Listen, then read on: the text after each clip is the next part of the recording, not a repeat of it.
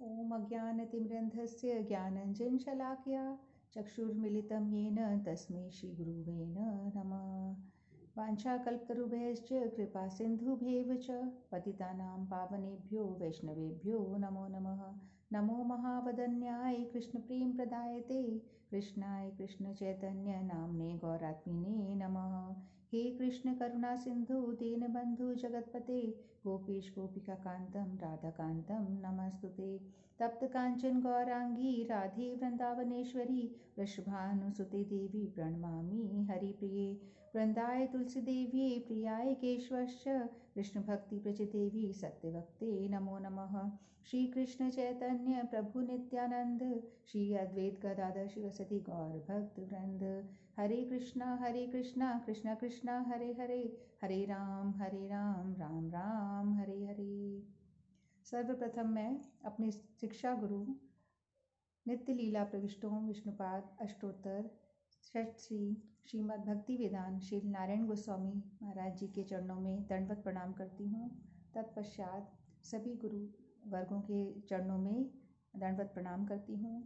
सभी वैष्णवियों के चरणों में दंडवत प्रणाम करती हूँ।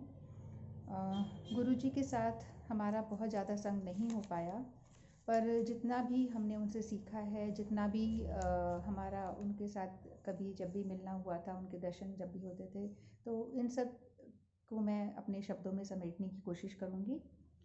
तो सबसे पहले जब हम छोटे थे, हमने बचपन से ही हमारे घर में बड़ा धार्मिक माहौल देखा। मेरे पापा काफ़ी धार्मिक हैं, मम्मी पापा दोनों ही काफ़ी धार्मिक हैं, और हमेशा से पापा काफ़ी सारी भगवान की फ़ोटोज़ होती थी, और पापा हमेशा मतलब नियम से पूजा करना, मम्मी भी नियम सब पूरे तरीके से उन लोग पालन करते थे।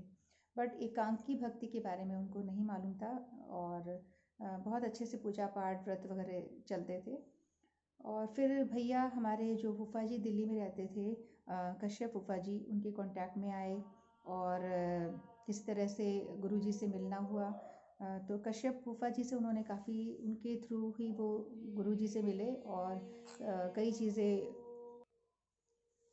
फिर हमें पता चला कि भैया काफ़ी भक्ति में आ गए हैं, और भैया ने सर्विस भी छोड़ दी है। एयरफोर्स की जॉब कर रहे थे भैया, उन्होंने सर्विस छोड़ दी। तो हमें बड़ा आश्चर्य हुआ कि ऐसा क्या हो गया। फिर थोड़े दिन बाद पता चला कि भैया किसी गुरुजी के चक्कर में हैं, और इस चक्कर में उन्होंने भगवान की तरफ ध्यान हो गया है, इस चक्कर में भैया ने सर्विस छोड़ दी है। तो कुछ हमें मालूम नहीं था, पर हमें बड़ा अजीब सा लगता था कि ऐसा क्या हो गया है कि भैया ने सर्विस भी छोड़ दी, और एकदम लगन जो है वो भगवान में लग गई। फिर भैया घर पे आते थे, और भैया ने थोड़ी कीर्तन वगैरह शुरू किया। भैया जब कीर्तन करते थे, हरि बोल करके हरि नाम जब भी करते थे, तो हम लोग बड़ा मजाक उड़ाया करते थे। हमें लगता था क्या हरि बोल, नीली बॉल, पीली बॉल, ऐसे करके हम लोग बहुत मजाक उड़ाते थे। हमें समझ में भी नहीं आता था। तो शुरू में ऐसे ही चलता रहा, और ख़ास हमें समझ में नहीं आता था। और भैया और पापा तो खैर भक्ति में थे ही, और पापा ने शायद बहुत जल्दी एक्सेप्ट कर लिया ये सब चीज़ें, एकांकी भक्ति। पर हम लोग को नहीं समझ में आता था ज़्यादा कुछ। फिर एक बार पापा, सबसे पहली बार जब मेरा गुरुजी से मिलना हुआ, जब गुरुजी के मुझे दर्शन हुए, तो पापा के साथ मैं गई थी। गुरु पूर्णिमा का दिन था, और पापा मुझे वृंदावन लेकर गए।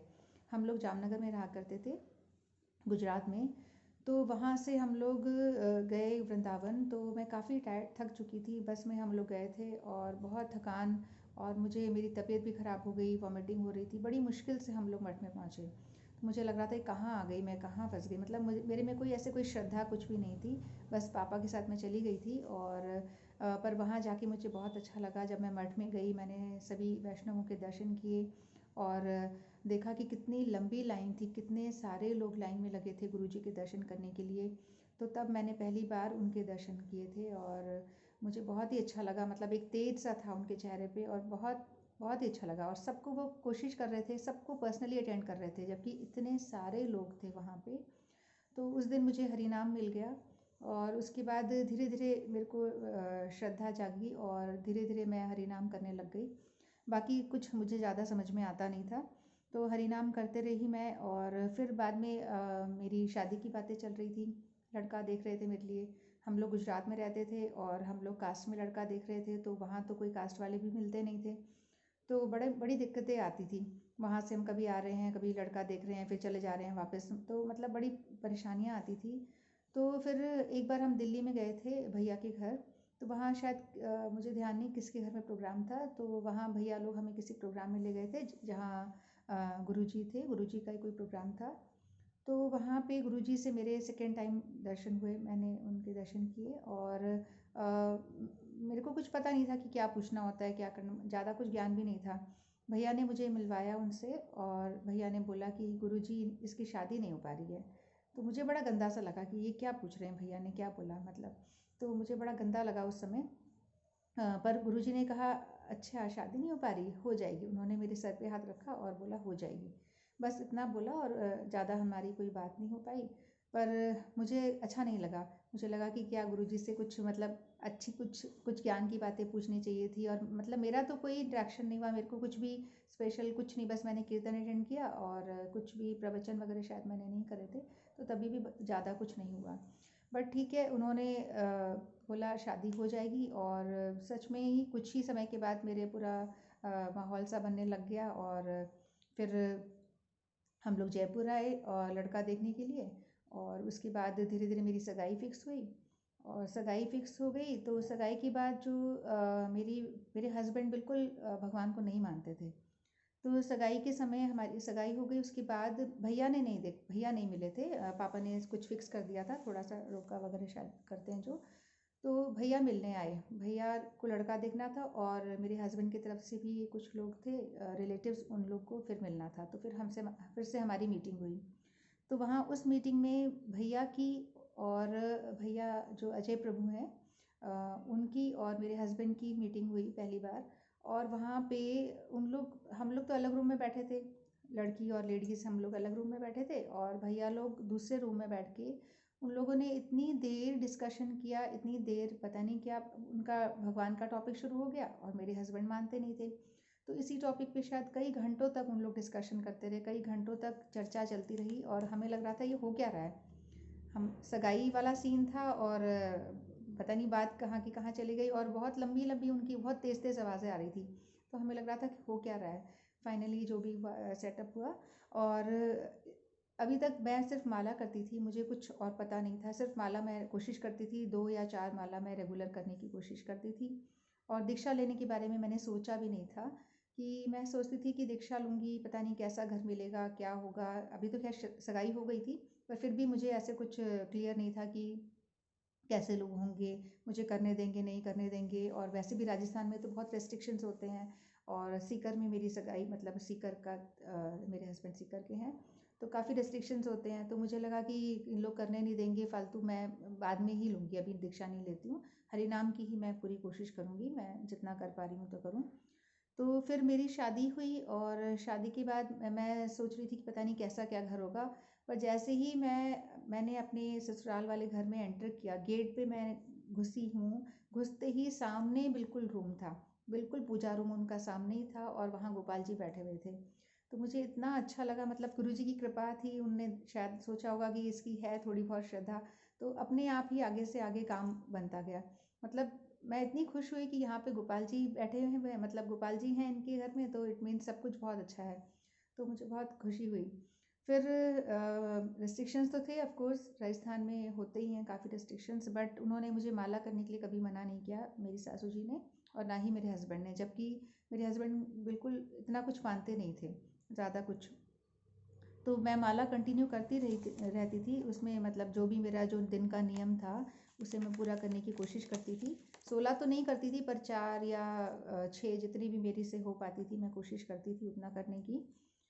उसके बाद धीरे धीरे हस्बैंड को भी थोड़ा इंटरेस्ट डेवलप होता गया, जैसे जैसे मेरी फैमिली के कांटेक्ट में आए, और मालूम नहीं भगवान की कृपा रही, गुरुजी की शायद कृपा रही है बहुत इसमें, तो धीरे धीरे हस्बैंड भी इस तरफ झुकाव इनका होता गया।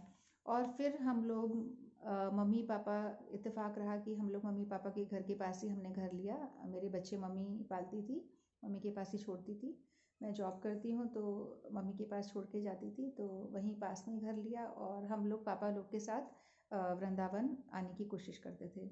तो जब भी मम्मी पापा आते थे तो हम लोग स्पेशली गुरु पूर्णिमा पे ही आने की कोशिश करते थे, और अपनी जो भी अपना जो भी प्रणामी वगैरह जो भी था, जो भी हमारी श्रद्धा थी वो हम चढ़ाते थे। तो 1-2 बार हम लोग गुरुजी से मिलने मतलब दर्शन के आ पाते थे, और बाकी हमारा बहुत ज़्यादा आना नहीं हो पाता था और बहुत ज़्यादा हमारा संग भी नहीं हो पाया गुरुजी से। और मैंने कभी वृंदावन नहीं मतलब मैंने वृंदावन तो पापा के साथ आई थी जब मैंने फर्स्ट टाइम माला मिली थी। उसके बाद गिरिराज जी कभी नहीं देखे थे। तो मेरे मन में बहुत सारे पहले थे कि भाई गिरिराज जी कैसे हैं, कैसे होते हैं, क्या हैं, कुछ भी ऐसे मतलब मन में बहुत सारे इमेजिनेशंस होते थे। तो पहली बार मेरे हस्बैंड का ही जाना हुआ गिरिराज जी मम्मी पापा के साथ। तो उन्होंने मम्मी पापा के साथ पहली बार परिक्रमा करी, मैं तो बाद में कर पाई, पर हस्बैंड जब पहले बिल्कुल नहीं मानते थे और वो पहले जा पाए। तो मैंने उनसे भी पूछा कि किस तरह से हैं गिरिराज जी, कैसे परिक्रमा करते हैं, ऐसे बहुत सारे सवाल मेरे मन में आते थे, बट मेरा जाना नहीं हो पाया था। फिर धीरे धीरे हम गुरु पूर्णिमा पे जाया करते थे, मथुरा मठ में जाते थे, 1-2 बार गए, और वृंदावन में भी गए गुरु पूर्णिमा पे हम लोग। तो हम देखते थे कि गुरु जी बहुत ज़्यादा तो हमारा संग नहीं हो पाया, पर हम देखते थे कि गुरु जी इतनी गर्मी का टाइम होता था जुलाई उस समय, और एकदम ह्यूमिडिटी बहुत, ह्यूमस, और इतने लोगों से घिरे रहते थे, और फिर भी इतने नम्र, सबको अटेंड करना, सबसे सबके सवालों का जवाब देना, बहुत ही नम्र। तो मेरे हस्बैंड भी कहते थे कि ये इनको सांस भी नहीं आने देते, लोग इतना घेर के रखते हैं, कैसे गर्मी में कितना ज़्यादा लोगों से घिरे हुए रहते हैं ये, तो लोग समझते ही नहीं हैं। पर अब हम समझ रहे हैं कि जितना लोगों ने उनसे ले लिया, जितना उन्होंने बटोर लिया, बहुत अच्छा है, क्योंकि हम लोग तो इसी उसमें दूर दूर ही रहे, हमें तो ज्ञान ही नहीं था कि कुछ उनके पास जाके कुछ पूछना है, कुछ ये सब हम लोग को ज्ञान था ही नहीं। तो बस जाते थे, दर्शन करके हम आ जाते थे 1-2 बार। फिर एक बार क्या हुआ कि मेरा बेटा शायद 2 साल का था, तो हम लोग बस से गए थे उस समय, और बहुत हर जगह पानी भरा हुआ था और बहुत गर्मी, मतलब फिर हम लोग आते समय जब एक गुरु जी के दर्शन हो गए, सब हो गया, पूजा हो गई, उसके बाद जब वापस आने लगे तो हम लोग सब एक बस में चढ़े, और इतना रश, इतना भीड़ थी उस बस में। फिर बड़ा खचाखच हम लोग खड़े हुए थे, बहुत मुश्किल से, बेटा मेरी गोद में। और फिर मुझे तभी हमें पता चला कि ये बस तो जाएगी ही नहीं, दूसरी बस, ये बस ख़राब हो चुकी है, दूसरी बस में बैठना है। फिर सारे हम उतरे और फिर दूसरी बस में चढ़े, मतलब काफ़ी परेशान हुए, और बस तक पहुंचने के लिए बहुत पानी, रिक्शा करने में बहुत दिक्कत, बहुत सारी परेशानियां आ रही थी, तो मुझे बहुत गंदा लग रहा था। तो मुझे लगा कि अब तो मैं नहीं आऊँगी यहाँ पे, बेटा छोटा है, तब तक तो मैं नहीं आऊँगी, और मैं तो अब अपने व्हीकल से आऊँगी, ऐसे मेरे मन में विचार आया। मैंने ज़्यादा कुछ नहीं सोचा, मैंने कहा अभी थोड़ा ये बड़ा हो जाएगा फिर ही मैं आऊँगी। फिर तो गुरुजी ने देखा कि ये तो बस इसने सोच लिया कि अब नहीं आऊँगी, तो अगली गुरु पूर्णिमा तक तो फिर गाड़ी आ गई, अपना खुद का व्हीकल आ गया, पहले पापा के पास व्हीकल आ गया, पापा ने कार खरीद ली। तो अब कार खरीद ली तो फिर अब कार से हम लोग फिर अगली बार आ गए, तो कोई परेशानी इतनी नहीं थी, कंपैरेटिवली कम हो गई थी परेशानी। तो उसके बाद मतलब गुरुजी ने हमें मटेरियल चीज़ें भी दे दी कि इसके मन में ऐसा आया है विचार, तो अगले अगले गुरु पूर्णिमा तक तो कार आ चुकी थी। फिर पापा की कार से आए, फिर हमारे घर में भी गाड़ी आ गई, फिर हमारे गाड़ी से आ जाते थे, तो इतनी परेशानी नहीं थी। तो हम गुरु पूर्णिमा पे या फिर कार्तिक में ही आने की कोशिश करते थे, बाकी बीच में तो संभव ही नहीं हो पाता था। और कार्तिक में भी मेरे पापा पूरे महीने रहते थे वृंदावन में, पूरी कार्तिक परिक्रमा पापा करा करते थे। पर मम्मी नहीं जा पाती थी क्योंकि मम्मी को घर भी संभालना होता था। तो मम्मी के साथ हम लोग मम्मी के चक्कर में कि मम्मी को भी दर्शन करा लाते हैं, इस चक्कर में हमारे भी प्लान बन जाता था, नहीं तो हस्बैंड रेडी नहीं होते थे इतनी आसानी से। तो मैं मनाती रहती थी कि चलो मम्मी को भी दर्शन कराने हैं, चलो चलो चलो करके। फिर हम लोग कोशिश करते थे, या तो दिवाली के बाद जो गोवर्धन पूजा है तब 3-4 दिन रुकते थे, या फिर लास्ट लास्ट में लास्ट के 5 डेज़। तो इस तरह से हम लोग ने थोड़ा बहुत जाना शुरू किया। तो मम्मी लोग हमेशा, मम्मी पापा चार धाम की यात्रा में भी गए, मम्मी नवदीप यात्रा में भी जाती थी, नवदीप परिक्रमा जो होती हैं, और पुरी भी गए। पर कभी मतलब मैं जैसे ही उन लोग आते थे तो मैं उनके घर चली जाती थी कि वहाँ के बारे में पता चलेगा, वहाँ क्या क्या हुआ, कैसे क्या हुआ, सब कुछ बहुत अच्छा लगता था कथाएं सुनने में। जितना भी मम्मी पापा बता पाते थे तो बहुत ध्यान से सुनते थे, बहुत अच्छा लगता था मुझे, प्रसाद वहाँ का लेते थे। बट कभी मैंने सोचा ही नहीं कि मैं भी कभी नवदीप जाऊँ, या कभी उतना नहीं सोचा, क्योंकि नवदीप की परिक्रमा होती है मार्च में, और मैं टीचिंग जॉब में हूँ, तो उस समय एग्ज़ाम का टाइम होता है, छुट्टी मिलना बहुत मुश्किल। तो कभी सोचा ही नहीं कि ये पॉसिबल भी है। फिर एक बार क्या हुआ कि जयपुर में कथा चल रही थी, झोटवाड़ा साइड में कोई कथा हो रही थी और शायद सिद्धांती महाराज वो कथा कर रहे थे।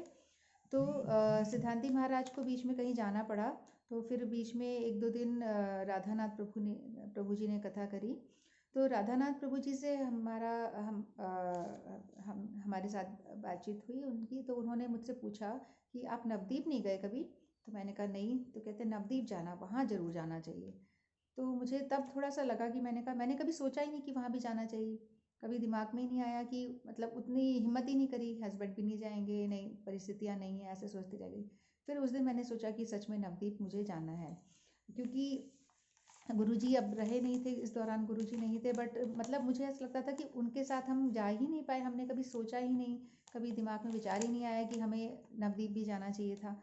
तो फिर मैंने नवद्वीप जाने की सोची और उस साल मैं जा पाई, और एक दो बार, मैं अभी तक शायद 2 बार जा चुकी हूँ और बहुत ही अच्छा लगा वहाँ पे जाके, बहुत बहुत ज़्यादा अच्छा लगा। और अफसोस इस बात का हुआ कि गुरुजी के रहते हम क्यों नहीं आए, क्यों हम उस समय नहीं आ पाए, क्यों हम लोग ने सोचा ही नहीं कभी, मतलब हमारा ध्यान ही नहीं गया, इतना ज्ञान हम लोग को था ही नहीं कि तब भी कोशिश करके हम आए। तो ये सारा इस दौरान भी मैंने दीक्षा नहीं ली थी अभी तक। मैंने पहले दीक्षा ये सोच के नहीं ली कि पता नहीं कैसा परिवार मिलेगा, क्या मिलेगा, हस्बैंड कैसे होंगे। अब हस्बैंड भी पूजा करने लग गए, हस्बैंड भी इसमें आ गए। अब मेरी जो चाहत है वो और बढ़ गई। अब मुझे लगा कि मैं हस्बैंड के साथ ही लूँगी दीक्षा, क्योंकि जब ये कर ही रहे हैं तो ये उस स्तर तक पहुँच जाए, जब इनकी इच्छा होगी दीक्षा लेने की तो मैं इनके साथ ही ले लूँगी। तो इस चक्कर में फिर मैंने दीक्षा अभी तक नहीं ली थी, सिर्फ हरिनाम कर रही थी और मेरे हस्बैंड भी हरिनाम करने लग गए थे। अब क्या हुआ, गुरुजी अस्वस्थ थे, वो अस्वस्थ लीला कर रहे थे। तो उस समय फिर भैया का फ़ोन आया, अजय प्रभु का। उन्होंने बोला कि गुरुजी काफ़ी अस्वस्थ हैं, तो अगर आपको दीक्षा लेनी है तो आप ले लो। मेरे हस्बैंड को ही फ़ोन किया।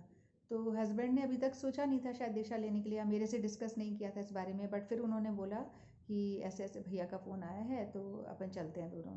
तो हमने तुरंत प्लान बनाया, दो बच्चे दोनों छोटे ही थे मेरे तब, और तुरंत प्लान बना के हम लोग ने दिल्ली के वहाँ, जो दिल्ली का मठ है अपना, वहाँ पे गुरुजी थे, तो वहाँ पे हम लोग चले गए। तो अब वहाँ पे जाके देखा हमने कि जो जनकपुरी में मठ है, रमन बिहारी मठ, तो वहाँ पे गुरुजी तो काफ़ी अस्वस्थ थे, और बाहर जो जितने भी भक्त लोग हैं वो सभी कीर्तन कर रहे थे, सभी रो रहे थे। तो बहुत ही मतलब ऐसा माहौल हो रहा था वहाँ जाके। तो अब हम लोग तो दीक्षा लेने आए थे और दर्शन भी नहीं मिल पा रहे हैं गुरुजी के, तो कैसे क्या संभव होगा, कुछ समझ में नहीं आ रहा था। तो कई घंटे हमने इंतज़ार किया बाहर, उनका द्वार खुलेगा खुलेगा, पर उनका दरवाज़ा ही नहीं खुल पा रहा था, तो क्योंकि वो काफ़ी अस्वस्थ थे। फिर हम भैया ने बोला कि देखो शाम हो जाएगी और तुम्हें वापस जाना है, तो शायद तुम चले ही जाओ, फिर ऐसा करो चले जाओ, और बच्चे भी दोनों छोटे हैं। तो हमें भी लगा कि शायद अब जाना ही चाहिए, क्योंकि काफ़ी शाम होने लग गई थी, पूरा दिन हो गया था हम लोग को आए हुए। फिर हम लोग उतरे नीचे, और जो मेन गेट है उसकी तरफ हम लोग बस जा ही रहे थे, और बड़ा भारी मन था कि हम लोग दीक्षा लेने आए थे, कि चलो गुरुजी से ही दीक्षा लेंगे हम लोग, और हम तो दीक्षा तो छोड़ो, दर्शन भी नहीं हो पाए। तो ऐसे ही जयपुर से आए हम लोग और कुछ भी नहीं हो पाया हमारा, तो बड़ा ही गंदा सा लग रहा था, और भारी मन से हम वापस जा रहे थे। तभी अचानक क्या हुआ कि दौड़ भाग लोग अचानक से दौड़ने लग गए, अचानक से मतलब पीछे आवाज़ें आने लग गई। तो मुझे लगा ये हुआ क्या, भूकंप आ गया या क्या हुआ, एकदम से मतलब उथल पुथल से माहौल हो गया।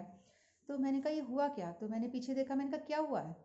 तो सब कह रहे गुरुजी गुरुजी। मैंने कहा गुरुजी कहाँ है गुरुजी, वो तो वहाँ रूम में थे।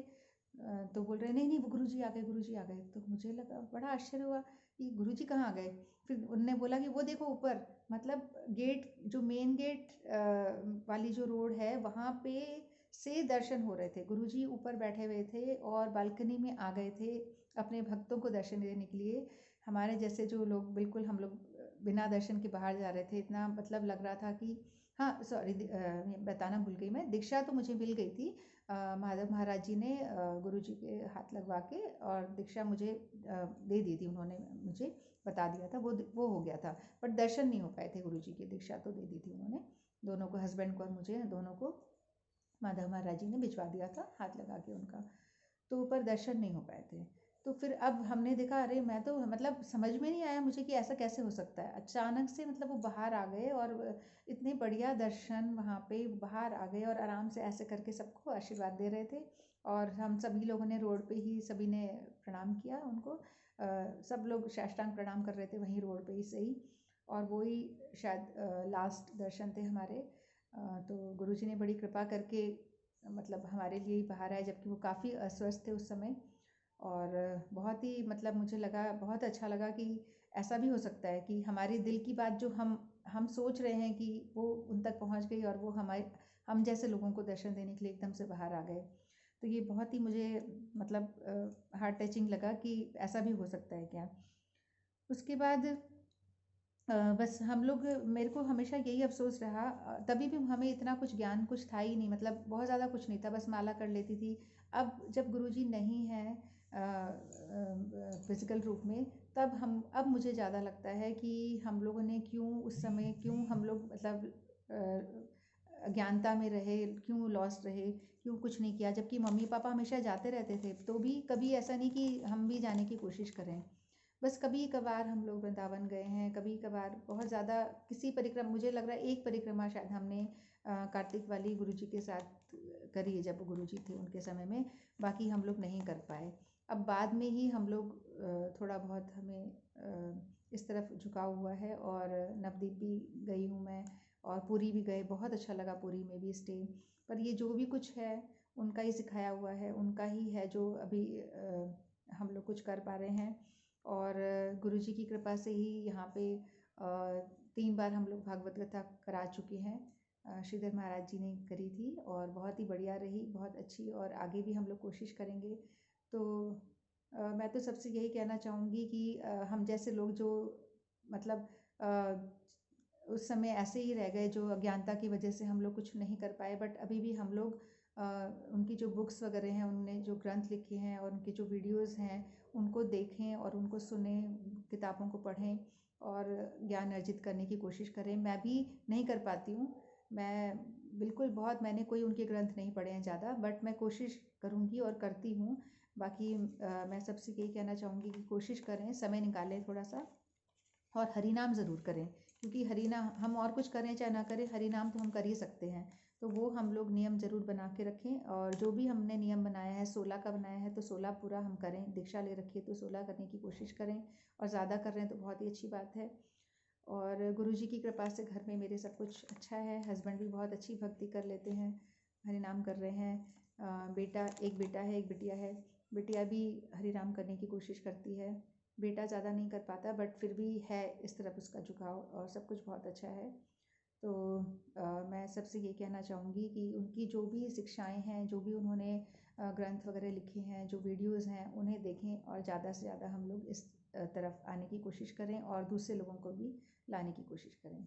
हरि बोल।